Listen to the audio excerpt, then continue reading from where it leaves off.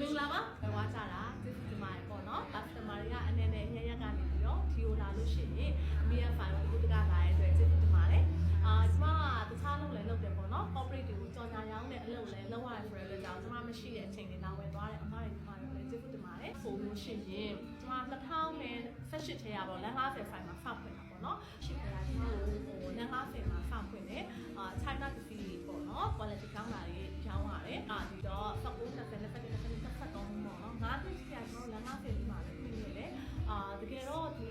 fashion debut နဲ့ကကျမဝန်ထမ်းဘဝထဲကလည်းကျမ9နှစ်ပေါ့နော်9နှစ်ကျော်လောက်ကိုကျမအသက်19နှစ်လောက်နဲ့အလုပ်စလုပ်တာပေါ့နော်ဒီ software တော်လို့ဒီ audit တို့ procurement ပေါ့နော်အခုခေတ်စကားရဆိုအဲ့လိုမျိုးကျမလုပ်ခဲ့ရတာပေါ့နော်အဲ့ကနေငယ်ကလုပ်ခဲ့တယ်နည်းနည်း middle age လောက်ကြတော့ branding marketing ပေါ့နော် PR manager brand တွေဖောက်ရကိုပိုင်လုပ်တဲ့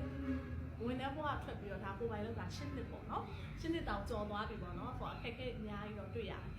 file တွေဆိုလည်းအဲ့လိုပဲဖွင့်လိုက်ပိတ်လိုက်တနေရာမှာသွားဖွင့်လိုက်တစ်နှစ်လောက်ပဲခံတယ်တချို့နေရာလေးဆိုတော့2နှစ်လောက်ပဲခံတယ်ပြန်ပိတ်လိုက်ရတယ်တချို့ကလေးဖက်နဲ့ file လေးဆိုလည်းအဲ့လိုပဲပေါ့နော်တခြားကောင်တာတိတိလေးဖွင့်တယ်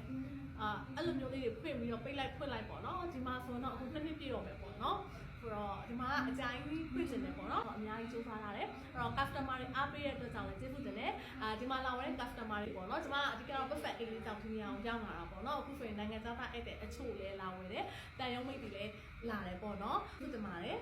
file အနေထားရတယ်နည်းနည်းကျင်းတယ်ပေါ့နော်ကျင်းတော့ကျွန်မ local လေးတွေဆိုလို့ရှိတယ်ကျွန်မကြိုက်တဲ့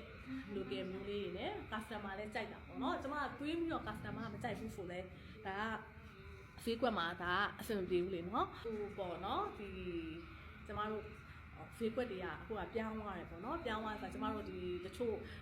ဒီ local brand တွေကတကယ်ကို quality ကောင်းပါတယ်ပေးရတဲ့ဈေးနဲ့လည်းသူတို့မှလည်းအလုပ်တွေလုပ်ရတယ်ဝန်ထမ်းတွေခန့်ရတယ်ပေါ့နော်ဆိုတော့ဟိုအခွန်ခါတွေလည်းကိုကပေးရတာတွေလည်းရှိလာတာပေါ့နော်အဲ့ဒါတွေလည်းဆိုတော့အဲ့တော့ customer တွေကိုလည်းကျေးဇူးတင်ပါတယ်နော်နောက်အသစ်လေးတွေလည်းရောက်နေတယ်ဆိုတဲ့အတွက်ကြောင့် file လေးကိုလည်းလာဖို့ဖိတ်ခေါ်လိုက်ပါတယ်နော်